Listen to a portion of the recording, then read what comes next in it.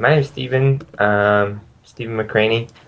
I'm a full-time cartoonist. I work on a series called Mal and Chad, which is an all-ages graphic novel series that chronicles the life of a boy genius and his talking dog, and they are the best of friends, and they go on huge adventures together, which is pretty standard as far as plots go. But the twist of the story is that um, the main character Mal has this huge crush on this girl at school, and um, his genius kind of becomes his secret identity. He doesn't want anyone to know how smart he is because then they would take him out of his class and away from the girl he likes. So it's kind of a twist.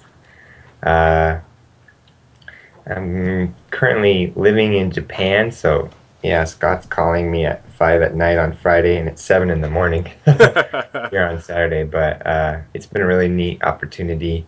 I'm working as a part-time as a missionary here, helping out at church, and uh, trying to do that on top of my finishing my next book for the series. So.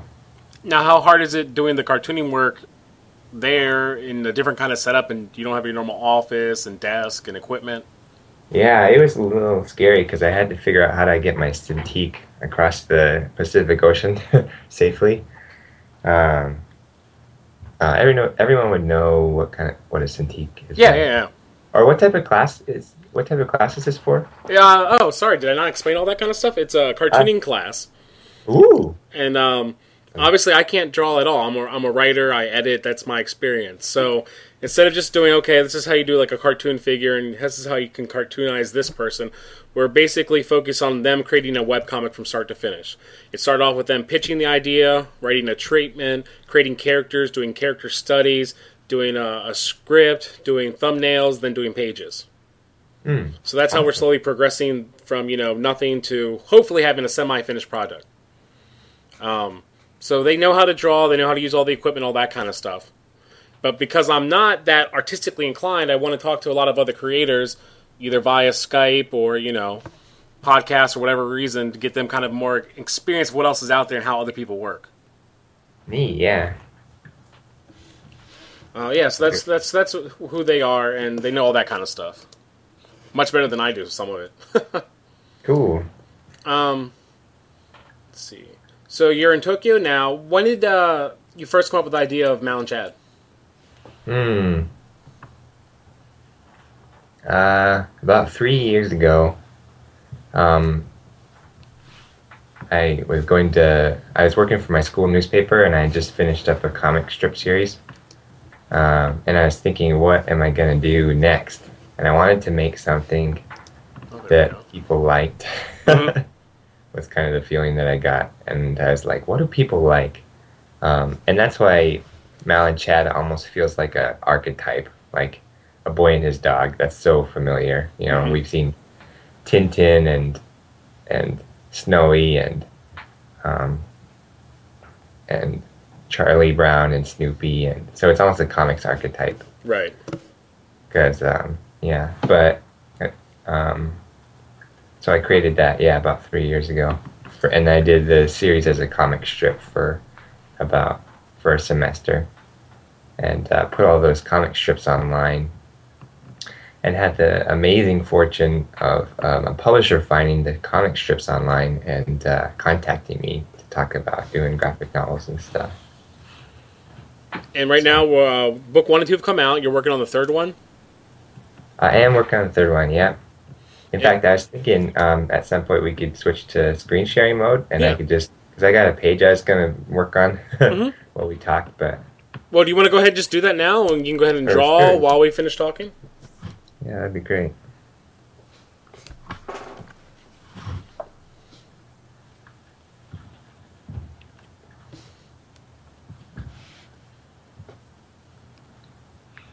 How's that working? Good. We are in Manga Studio, right? Mm-hmm. Yeah. Yeah, this is my program of choice, but so yeah, I work on the third book right now. Uh, Spoilers. yeah, I know, right? It's gonna be called Belly Flop. Belly flop. Hmm. um, I want to go to one of my students' questions, which ties into something you already said. Mm-hmm. I think this is from one of my students named Kelly, but I can't remember off the top of my head. And she asked, I recognize that your inspiration for Mal and Chad were Calvin and Hobbes, Charlie Brown, Snoopy, Tintin, and Snowy. How do you create these characters, Mal and Chad, and your story without mimicking what's been done before? Yeah, that's really good. Because I often, like when people are like, "Oh, it reminds me of Calvin and Hobbes," which I get often, I usually go, "Oh, thank you," because it is a compliment. I mean, to be that it reminds them of something so great as Calvin and Hobbes. But I'm really like, especially when I was doing it as a comic strip, there was this sense that I was kind of taking from another. I was really leaning too heavily on the archetype, and particularly Calvin and Hobbes, that it was too close to it. And I feel very fortunate that I've gotten to kind of jump formats, because Mal and Chad, Mal and Chad have always been their own characters. It is similar to Calvin and Hobbes, but it has, I think no one can copy each other. I can never do Calvin and Hobbes, but conversely, Bill Watterson can never do what I do, which sounds really prideful or something, but it's not. It's more like we all have a unique voice, you know? Right. And so it is important to have your own work, I guess. But yeah, to not take from other people's, intellectual property, I guess. But I think it's very hard to perfectly copy someone. Mal and Chad, as a graphic novel, has turned into something, I think, very different than Calvin and Hobbes. Even though we do have these characters running across, imaginative landscapes and stuff, there's a lot of different key factors, and there's a lot less of the sharp bite that Calvin and Hobbes had. Right. It's a lot. I don't know. It comes out of me, so it's turning into something different. Well, you're also not doing a gag strip either at this point. You're not doing a comic of the day. You're doing a full story. Mm-hmm. And I think so that's it has definitely a lot more cinematic quality to it and stuff. Right. When creating your original designs for Mal and Chad, how did that differ from what they look like now? Yeah, I still kind of struggle with that. Like I said, I created the strip just in a week or something like that before, because I had a deadline coming up. So I was like, oh, what am I going to do? And just whatever came out of my head. So that means that my characters weren't like fully realized. I don't think they were fully realized when I first started drawing the strip. Mm-hmm. So I'm still kind of pushing their designs a little bit. One of the things that gets me about Chad's design is that his ears are rounded, which is not a typical dog feature.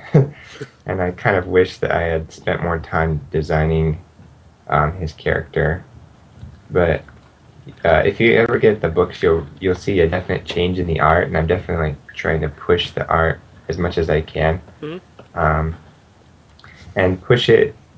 I pretend, as far as design goes, I pretend that there is a Platonic ideal for what my characters are supposed to be, which is, obviously it doesn't, that kind of ideal doesn't exist, but I feel like it does. Like I feel like I define the characteristics of these characters. Like I want them to be appealing and interesting and understandable, clear, and like well drawn. So I'm always looking for art that is like that, and then I kind of drink into my inspiration. So I let like the work of Jeff Smith or someone who I want to emulate kind of sink into the style, right, and affect the character designs. And I'm slowly changing like how I draw them. Like Mal, as I understand how to draw better, I'm slowly changing how I draw them. Like in this book, Mal actually has a chin.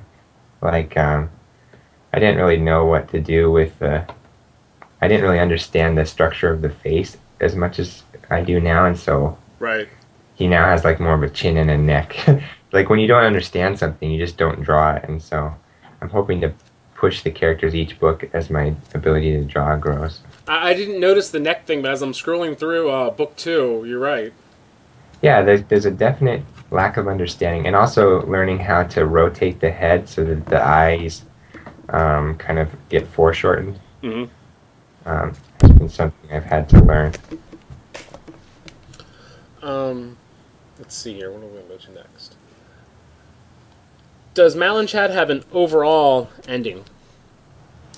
That's a good question. I think the main the main conflict of the series is that is his relationship with Megan. Mm-hmm.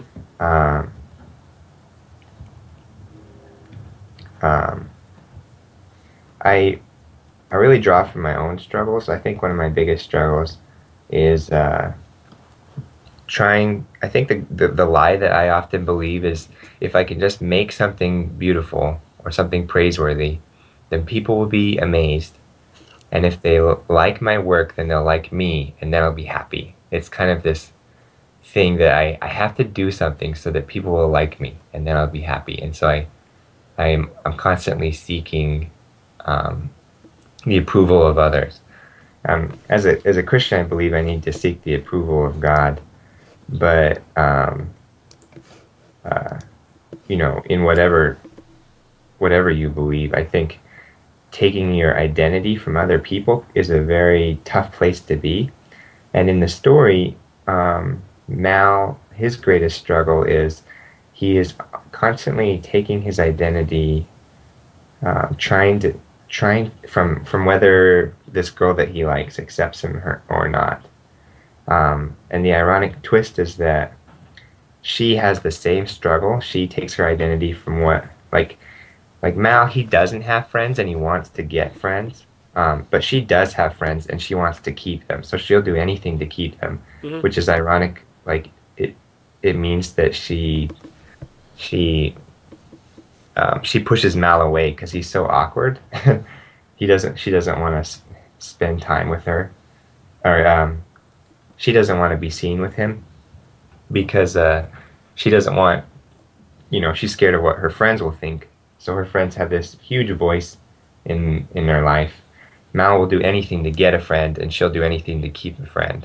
So they both struggle with this same desire to be loved, to be accepted, and I probably like if this series is to end, they're going to have to figure out like that they can't take their value or identity from the approval of people. Mm-hmm.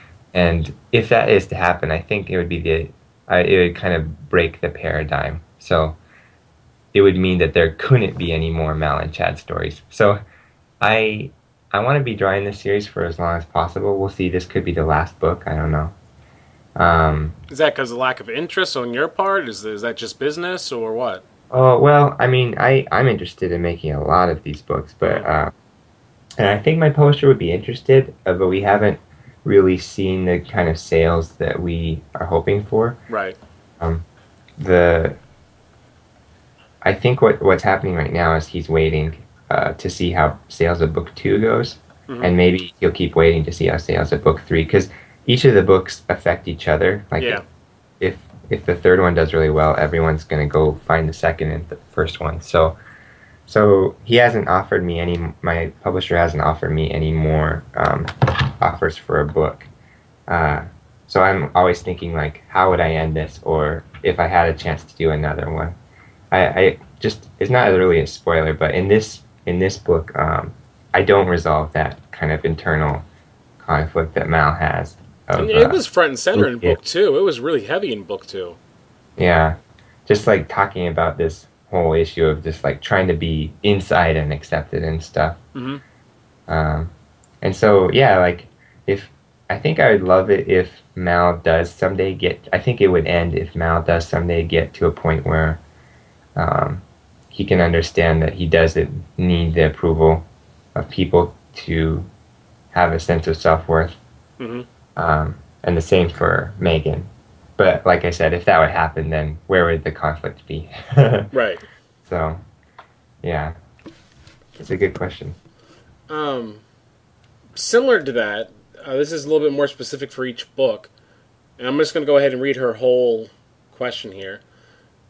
When you started Mal and Chad, book 1, did you always know how you wanted to end that story?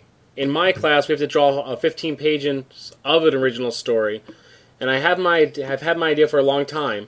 However, the more and more we talk about it, the more challenges come up, and the more I want to change it. I can be very indecisive, and sometimes I don't know what to change or what not to change regarding my ending.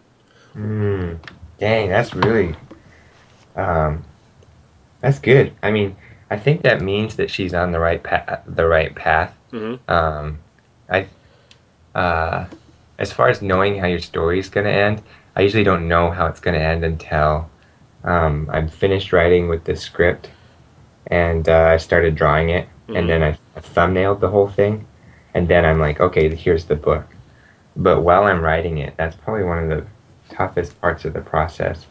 So wait, let's stop for a second. What's your full workflow then? Do you write it, then you thumbnail, then you pencil, or what? Yeah, I write it almost like a screenplay because I need to make some kind of thing that my editor can look at. Like, they can't really understand my thumbnails, obviously, so I'll try to make a very detailed script. But I like that workflow because it lets me edit the story easily. Some people are like, oh well, we should be composing comics in the comics medium, because it's just like a pianist. They compose their music with a piano and it's silly that we'd be using a different medium to start to create a story. But I don't think that's how comics works precisely. I think the story can come in images and words, but I think it's more akin to like creating a wax model and then casting it into bronze or something like that. Right. So it starts out as so I like the medium of writing because of words, because it's so editable. Yeah, but getting back to her question, I've noticed, and it's not intentional either, I've noticed that I will write the entire story, I'll write the entire script down, I'll spend about a week thinking about it, and then I will go and rewrite the entire thing. And on every book that I've written so far, there is always this, it's very, it's kind of hard to get through, but there's always this process of writing something, thinking that I'm done, then realizing, no, it's all writing. But that's writing. That's writing this. I know that one. Yeah, then finally being able to see what's wrong about it, and then finally being able to write the story that it's supposed to be. So I think for her, there's a great saying in the screenwriting industry. You probably know, "Kill your babies." Oh yeah, kill your babies. So I think one of the biggest hindrances to great writing is if you have an idea that you're so married to that you can't give up. Whereas the biggest standard that we have to have when we're writing a story is this the best idea? Not, is this the most, is this the one that I've had the longest or whatever. So, yeah, this story I'm working on right now, Mal and Chad originally, they build a submarine and they go to Atlantis, and I had a sequence where they went to another dimension, and all that is gone. It's not even here anymore. But I was able to find, in writing that sequence, I was able to find some character moments that were really useful in figuring out what the book was about. And yeah. This is from the same student. Character creation for graphic novels and comic strips obviously goes beyond giving the character personality and a great backstory. How or what do you do to figure out how your characters will look? Oh, never mind. We already sort of touched that. I read the wrong one. I apologize. It's cool. Yeah, don't try it. Here it is. I find it very tempting to put a little of myself or my friends into my characters, and I really want to break the habit because of the risk of creating a flat character or a Mary Sue. When you develop the different characters in your comics, what do you do to keep yourself from creating a bland character? Well, feel like these characters. Another reason I feel like if I could have a chance to rewrite this series or restart this series, I mean, because I was working so fast in the original sequence of strips, they just basically came out of me. So they really are kind of reflections of me, and I think there's a positive side to it because it gives the work a lot of personal meaning to have characters that are you or are someone you know, and I think that has a positive attribute. I don't think it's always bad. I think the pitfall comes when you the pitfall comes because we can't perceive ourselves very well.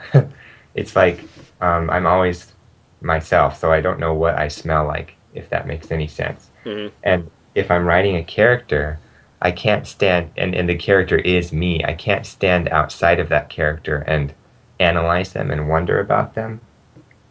And it gets very meta. It's like, what would I do? Oh, wait, no, what would this character do? But I don't know. And so that's a tough one. I think one of the things that helps me focus my characters to make them very bright and vivid, even though they are based off of me, if you can figure out what does the character want, that is one of the biggest problem solvers as far as plotting your story.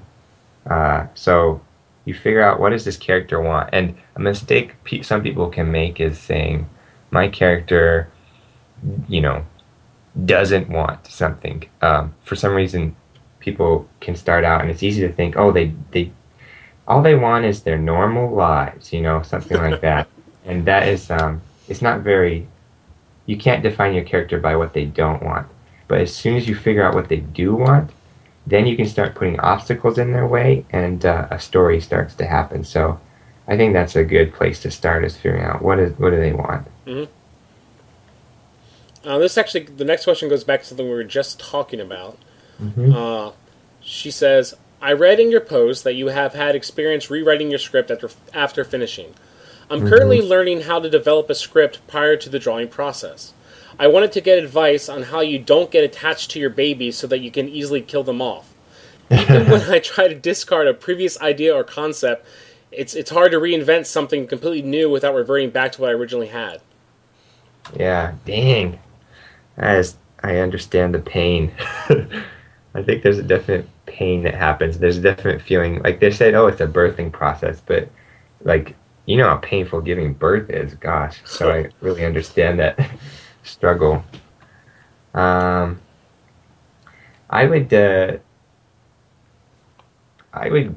instead of killing it off, unless it's a horrible idea that needs to be thrown away, I would ask what makes this a good idea. Like, why can't I throw this away?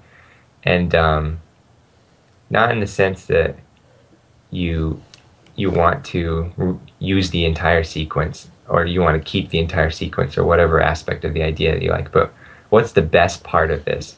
And it can be something that makes it a little easier is you can prune the idea, so you can take out what's not necessary and kind of try to find the essence of it. So, and this is weird because I don't understand, like with the first book, the Mal and Chad book, it just came out of me. And then the second book, it was just me trying to figure out what on earth did I do in the first book. And so, trying to figure that out in the second book, I'm like, oh, Mal and Chad is about two worlds. It's about Mal and Chad's world and the school world, and then it's also about the world that Mal and Chad open up with their machine. That's what I thought my series was about, so I wrote according to that. But then in this recent book, as I was writing the second world, I was writing about Atlantis or whatever, and all this other world they go to. I started realizing, no, wait, this story isn't about the two worlds as much as it's about the one world. The world that Mal and Megan are in, the Mal and his crush are in. And so I was able to, even though I had this complete story where they, travel the world and go down to Atlantis and stuff, I basically trimmed it. So I took out all the little Atlantis bits, but left in the character bits, the character moments, and let those character moments grow. So if you treat it like a pruning aspect, if you take out the dead parts of it, the parts that aren't working, but leave the parts that you like best, and then let those grow more, I think it'll help you move your story towards something that is better. I don't know if that made sense or No, no, not. it did. It did. Let's see. What's up next? Among some of my other struggles, one of my biggest and most challenging has been trying to develop my own style. I just don't know where to even begin. What are some of the things that you did when you started to develop your own style to make it your own? And what advice can you give to help me figure out mine? Hmm. I I think the tough thing is that there's this real sense that I need to be original, and I've had big battles with originality. It can be very discouraging. Like when I was in high school, I felt really discouraged because it seemed like all of my work was derivative, and I couldn't seem to make anything original. Um, and I started seeking originality, but what I realized is that it kept kind of I started pushing out into parts of the human experience that people couldn't relate to. I don't know. I started pushing outside of my own humanity, if that makes sense. Like I just started being very abstract, and because it was original, Mm-hmm. like the more abstract you are, the more original you are. No one's done that before, but no one can relate to it. And so I actually drew a picture of a box, and I was like, okay, I'm locking my desire for originality in this, or nonconformity is what I said. I'm putting nonconformity in this box, and instead I'm going to go out and conform as much as possible. And I think that instead of trying to develop a unique style, I would guide. I think the best way to guide yourself is ask, what do I love the most? Um, like what whose work do I love the most? And I mean, even though there's kind of a stigma to it, copying is very important, and a lot of people don't want to say that because like, oh, you don't want to rip off someone's work, and obviously you can't take credit for someone else's work, but the best way to learn how to draw is copying people that you love. And so I would recommend, and there's a way to copy where you're not just doing it by rote, you're learning from them. And there's a way to study art where, like, for instance, I'll take Mal's character and I'll see like the way a certain person drew like Mickey Mouse. I'll see the way a certain person drew Mickey Mouse, and I will use the body position and the hands and the movement and the motion of the Mickey Mouse figure, but try to draw Mal and like try to draw Mal doing that. Um, and so I'd actually recommend just asking yourself, what do you love? Like if you could combine your favorite artist styles into one style, what do you like most about their styles? And then go and try to master their master that aspect of their style by copying them. And then you go to the next person that you like, and you're like, what do I like most about this guy? And then try to copy that. And by mimicking your favorite artists, it's going to create, and obviously there's always going to be influences that are going to be recognizable, and that's nothing to be ashamed of. For me, I'm influenced by Jeff Smith's line work, Yeah. but Jeff Smith was influenced by Walt Kelly's line work, Mm-hmm. and Walt Kelly was influenced by I forget the name of the artist. This 1900s print artist, but I forget his name. See, So I didn't even heard that before. I always knew Walt Kelly. I didn't know those kept on going after that. yeah, there was this, and it's amazing. You can see. I wish I'll have to look up the name, but there's a lineage. We all have lineages as artists, and that's yeah, it's nothing to be ashamed of. So I would just try to master aspects, and by remixing other people's styles and techniques, you'll suddenly find that you have your own, and it's going to be closer to what you want. Mm-hmm. And it's weird. It seems like it's a weird way to go because it feels like you're just conforming and copying and not being original. But suddenly you'll find this is what I was seeking. I was seeking this kind of style. Um, when creating Zachary, was he inspired from anyone? Zachary's probably the easiest character to write for because of his huge arrogance. I guess for me, I struggle with being real prideful and arrogant sometimes, so it could be based loosely off of me, but I think he probably has the least character of all of the people in the strip, which maybe makes him more understandable and more lovable. But so he's almost more of an idea. Just he's just the idea of arrogance, and um, yeah. So wait, I forget the question all of a sudden. Was Zachary based off anyone? Is he based on? I would say not really, but because of my own arrogance, Hmm. he's easier to write for. We'll just put it that way. Let's see. Where do we want to go next? Do you find that Manga Studio is the most effective program to use when making comic pages? Is the Satique something that is imperative for drawing digitally, or would a smaller Intuos Wacom suffice? I used the Intuos for like 3 years or something before or maybe 4 years before I even started, before I even bought the Cintiq. And I only bought the Cintiq when I had secured work because I knew it'd be a good investment to have a Cintiq. So I don't think it's necessary for digital inking. It is more natural feeling, but a stylus is all that you need. Um, and yeah, don't. I think I think manga, as far as Manga Studio goes, it's the best program for technical type of illustration work. But the key is to ask yourself, what do my comics need?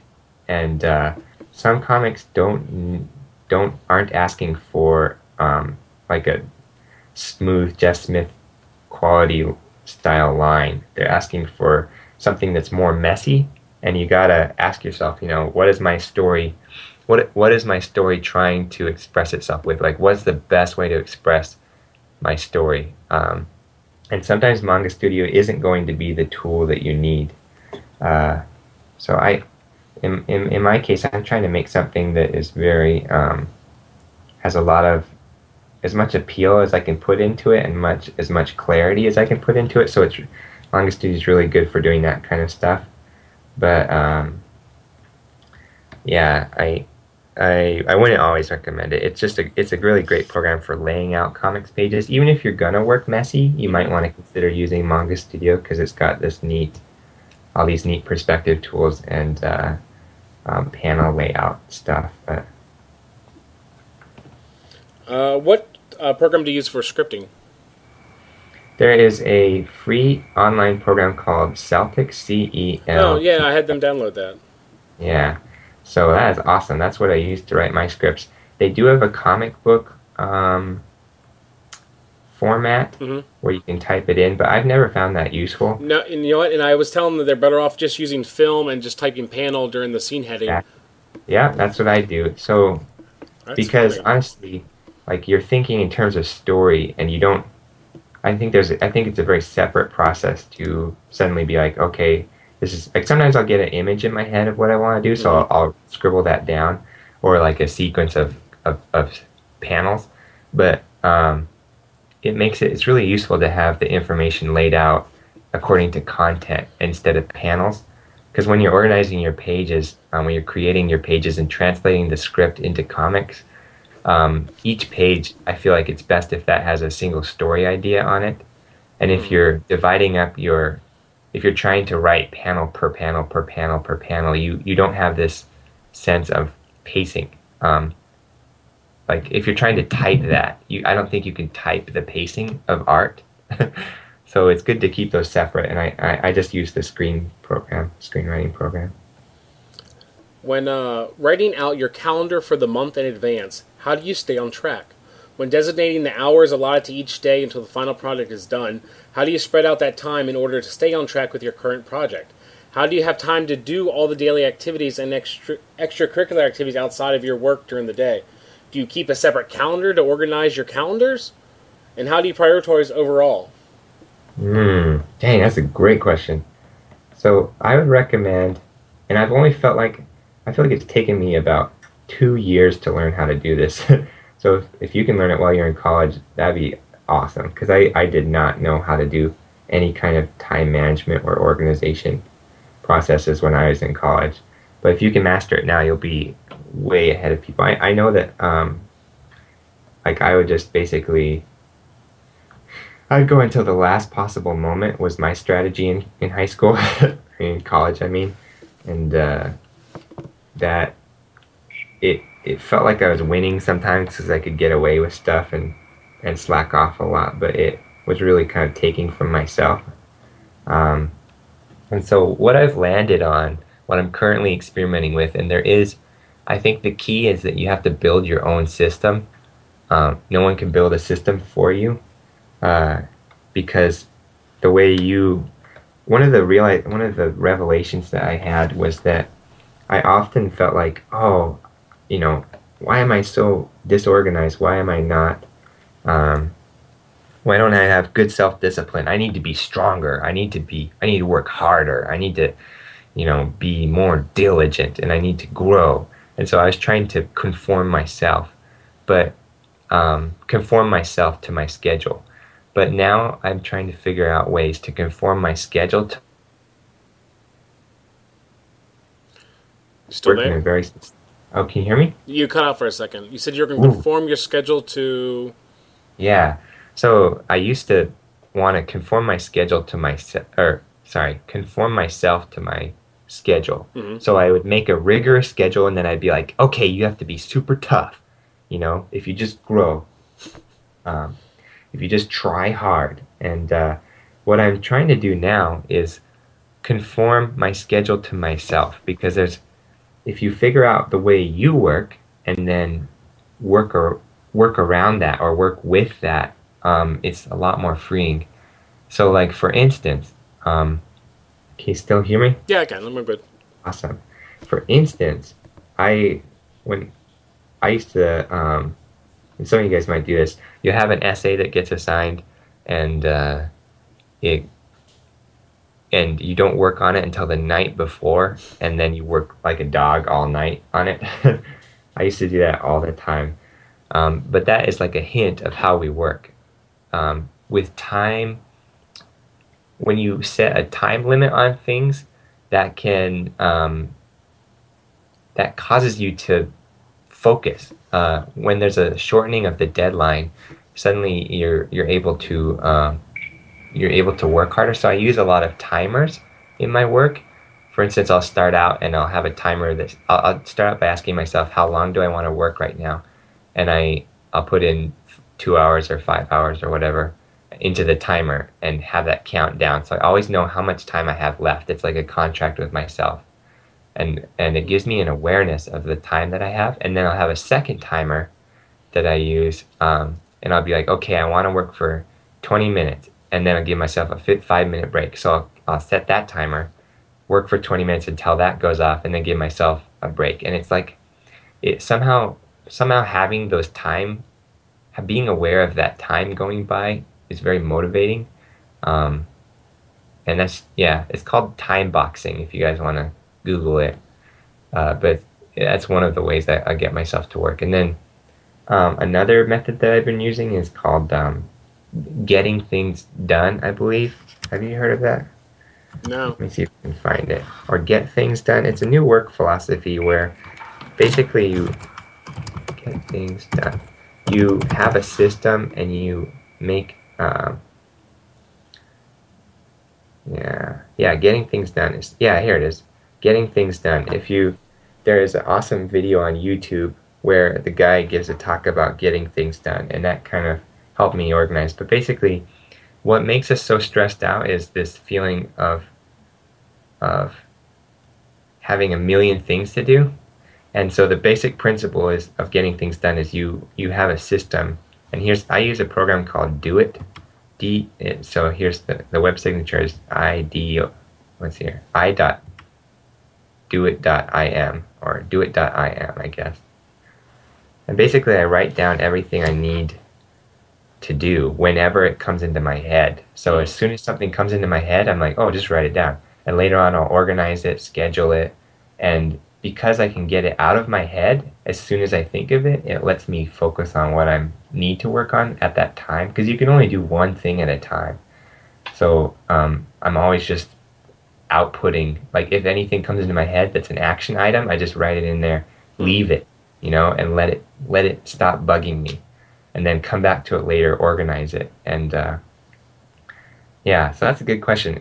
I'm really excited about these type of techniques because I think they work, and but it just takes research and time and practice too. Mm-hmm. Like there's a weird thing where you can get good at um, you can get good at motivating yourself with practice.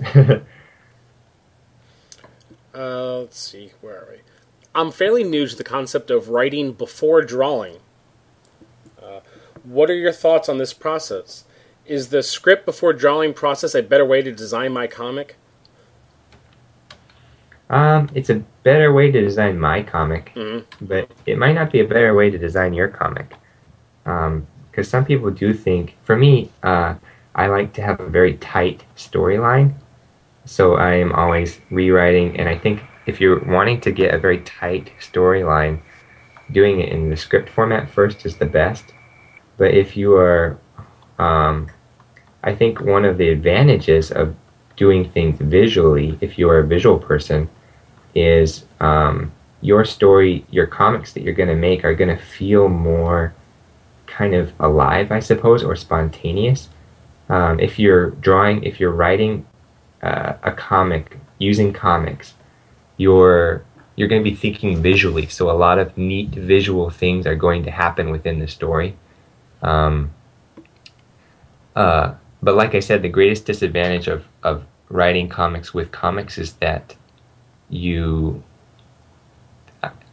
you're gonna it's hard to edit comics like it is to edit text. Mm-hmm. So I would recommend drawing in a very sketchy, loose thumbnail kind of style if you're gonna go that direction, and then be willing to so that you can easily throw it away because it's just important for that early part of it to have. I guess you gotta be able to tear it apart very easily. If you spend a lot of time drawing what you hope to draw, then you're gonna realize, oh, I forgot to do this one detail, and now I have to change all of these storyboards and all of these things. So, yeah. A follow-up for that is, do you ever feel that scripting sometimes hinders the visual outcome of your art? Yeah, sometimes I will, if I'm scripting along, I'll actually stop and just draw it to see if it's possible to draw. Or sometimes if I have an idea that's visual, I will stop writing and then just draw it out and then write it into the script after I'm done. So I am switching back and forth a little bit. But I like the tight storyline, so I'm always very heavy on the scripting. Mm-hmm. But that is a danger, yeah. What advice can you give me about publishing or even self-publishing? I think I feel very fortunate, and it's a privilege to be able to work with a publisher like I do. And people ask me, "How'd you get in?" And I say, "I don't know." It just happened, like I said, and the way it happened, it's just very, very rare. So I feel it's a privilege to be able to have this kind of opportunity. However, one of the things that I would say is that the only reason I was able to accept the opportunity when it happened is because I was practicing a whole lot and I was ready to take the opportunity when it came. So one of the best investments for yourself as a publisher or an artist is your own skill. And if you can, I had been drawing, I had drawn probably maybe 200 comic strips, or yeah, almost 200 comic strips when my publisher first contacted me, and then before that I had been drawing comics all throughout high school, just hundreds of pages of comics. And so try to make a book first. I talk with my friends a lot about this, and there's this real intense need to be like, oh, I want to get out there, I want to get a publisher, I want to find an agent, I want to get contacted with an industry, and they don't have a book done. Hmm. So I would ask these kind of questions when you have a book done, and because it's like I've heard this analogy before. An editor is like a baseball manager. If they go out and look for baseball players, where do they look? They go to the minor leagues or to baseball games, and they see people who are doing it. Um, and a publisher is going to go out there and look for people. If they're looking for a cartoonist, they're going to look for cartoonists who makes books because they want to publish a book. Um, and there's this sense that there's a trap that people can follow into, and they say, oh, I draw comics, but they haven't finished anything. And so um, why would a publisher come to you if you haven't done what they're looking for? And yeah, that's the kind of the hard word. But then to actually answer the question, and can you repeat it to me again about publishing and self-publishing? Yeah. What are your views on publishing and self-publishing, and any advice for either one? What are my views on it? Hmm. Publishing and self-publishing. Yeah. I think that if you want to get involved with a publisher, like whatever opportunities come, you got to work with it and take them. But a publisher will have great distribution channels. But you're only going to make good money with a publisher if it's big business. So publishing model is a big business model, and sometimes there's a way you can make more profit. Like if the type of work that you're working on is more of a niche, if it's more of a smaller audience, you can make more profit through self-publishing. And so if you sign up with, even if you have work that a publisher would be interested in, if you feel like the audience is small, so small that the profits from that audience would really be greatly diminished by adding in a middleman, adding in the publisher, then the model probably won't work for you. But I'm really excited I think if Mal and Chad, if I don't get another deal for the next book, I think what I'd like to do is start working, because I'm doing a series of essays on creativity at a website called doodleye.com. And I think what I want to do next for that is publish weekly, publish these comics articles weekly, and create a buzz about it. And then I would go to Kickstarter and do a independent self-published run of books and send that out. Mm-hmm. Because the margin that I'm making with a big publisher is 10%, but the margin that I would make as a self-publisher would be 40 or 50%. And so, yeah, those are just some of the things to think about. And it's so easy to do it yourself these days that it's definitely an option to think about. I find it very interesting. I find it very interesting that you write, pencil, and ink your own work, as well as sometimes color. Is there any basic techniques or advice you'd give to improving all of my skills? I think that Practice. what's that? Practice is pretty key. Yeah. And as far as trying to affect all of your skills, I think that interdisciplinary study is important. Like, you can learn a ton about comics from animation. You can learn a ton about comics from movies. You can learn a ton about comics from nearly any form of art. I've even kind of learned important concepts for my comics from a sculpture class that I took. And so whatever realm that you go into, if you're asking yourself, how does this apply to what I'm doing? And looking for principles, sometimes those principles can be very useful in approaching your comics. And I'm gonna have to leave in about 7 minutes, but yeah, keep going with the questions, but just wanted to let you know. No, that was my last pre-prepped question. Oh, awesome. Okay, great. I do have a personal question I was curious about. Yeah. Where does the original webcomic strips fit in the continuity with the books? Yeah, I originally thought that there should be a continuity in the Mm-hmm. first book. I was trying to write for continuity, and what I imagined in my head was that the strips happen after the first book. Uh-huh. So the book series was supposed to be before. Because in the first book, Mal is super shy with Megan, Right. whereas in the comic strips, he seems to be very like brave and very willing to talk to her. Mm-hmm. So I had imagined that there was this progression that Okay. happened from the first book to the comic strips. But now the graphic novel series is kind of taking on its own lineage. So they're the exact same characters, but as far as figuring out continuity, I don't know. Nice answer.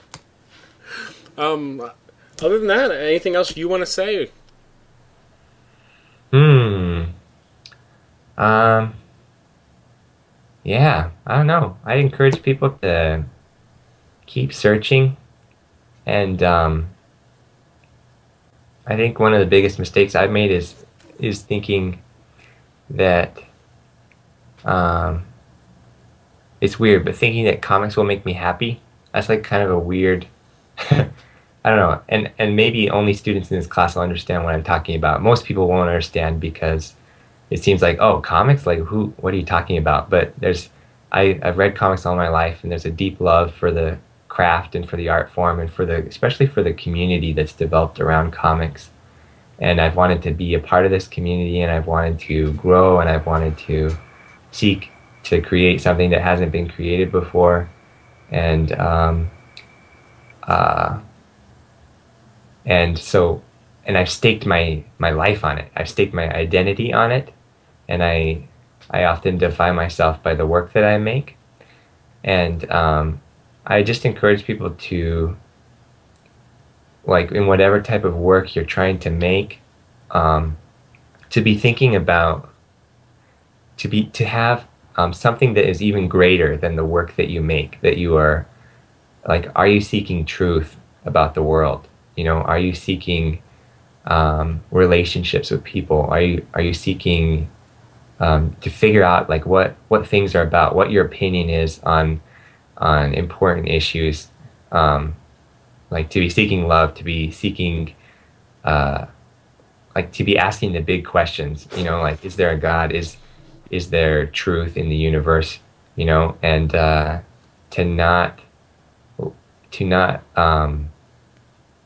create to not have your success be so entwined with the work of your hands, I suppose.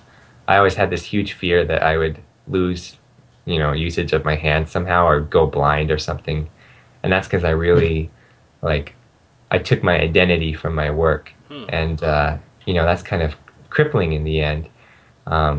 But I've got a lot of freedom from learning to take my identity from things that are bigger than myself, from seeking God, from submitting to truth that I find in the Bible and other things like that. And so, yeah, I just encourage people to, in your journey to master an art form or to create something beautiful, to take into account, you know, that the worlds that we create on paper are very narrow, and that there is a deep world outside of us, outside our doors, you know, that we can just plunge into and discover things. So, yeah, that's kind of my movie moment right there.